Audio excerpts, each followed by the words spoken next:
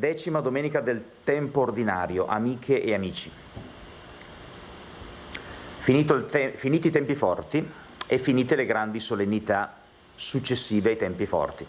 Quaresima, Pasqua, festa della Santissima Trinità, festa del Corpus Domini, perfetto.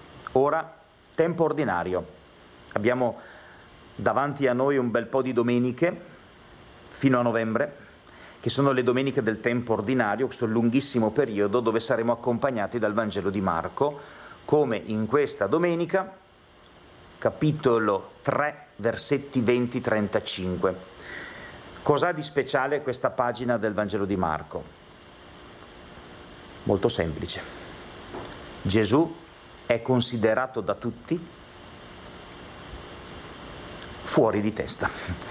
Da una parte ci sono gli scribi che scendono da Gerusalemme per controllare quello che sta facendo questo taumaturgo, questo predicatore strano della Galilea, e l'accusa degli scribi è: costui è posseduto da Belzebul e scaccia i demoni per mezzo del capo dei demoni.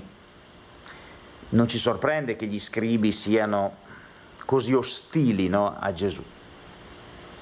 Forse ci sorprende di più sentire, appunto nel Vangelo di Marco, fin dall'inizio, questo. Allora i suoi, chi sono i suoi? I parenti? C'è anche Maria, c'è anche la madre in mezzo a loro? Alla fine parrebbe di sì, perché alla fine di questo Vangelo, costruito a incastri, giunsero sua madre e i suoi fratelli e stando fuori mandarono a chiamarlo. Allora i suoi, sentito questo, uscirono per andare a prenderlo, dicevano infatti è fuori di sé, cioè anche i suoi parenti, magari anche Maria, sono convinti che Gesù sia un po' fuori di testa.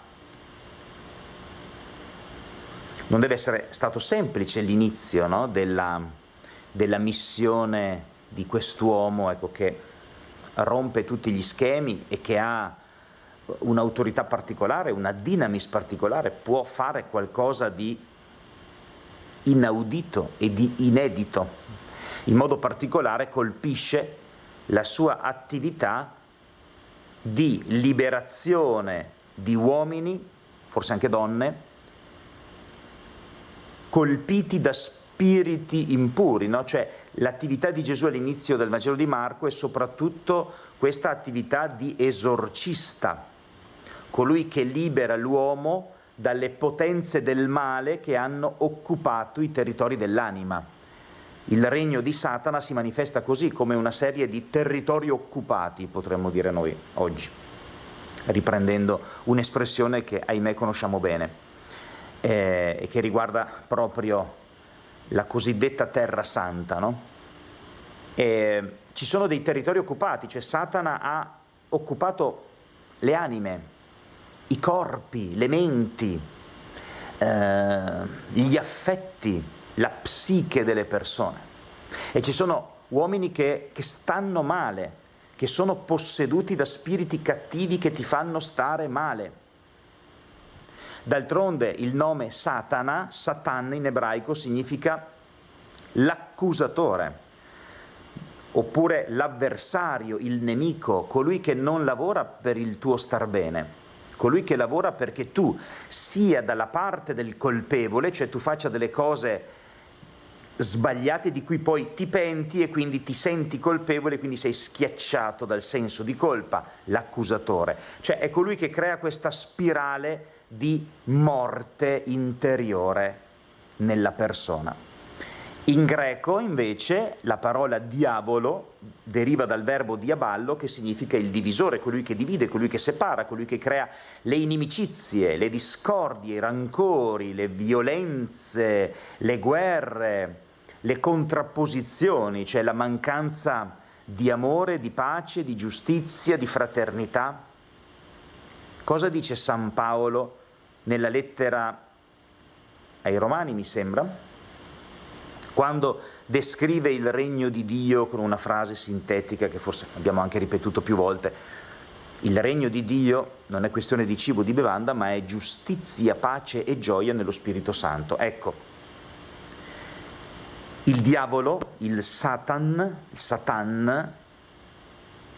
lavora con una mentalità, una logica, una progettualità totalmente contrapposta a quella del regno di Dio. Il regno di Satana non vuole gioia, non vuole giustizia, non vuole pace, vuole divisione, vuole umiliazione, vuole che l'essere umano si ritrovi schiacciato e quindi impossibilitato a sprigionare il meglio delle proprie risorse umane, impossibilitato a far sì che la tua intelligenza, la tua sensibilità, le tue anche potenzialità fisiche lavorino per progetti di solidarietà, dove costruisci la comunità, non dove la distruggi la comunità.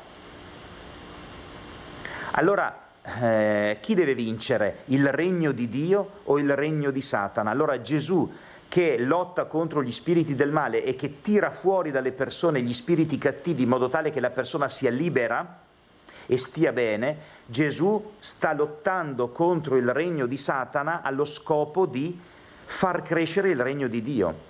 Questa opera di Gesù contro gli spiriti cattivi, questa opera di esorcista, è il regno di Dio che cresce, perché più le persone sono libere dai territori occupati di Satana, più cresce non il regno di Satana ma il regno di Dio. È semplice il discorso, ecco.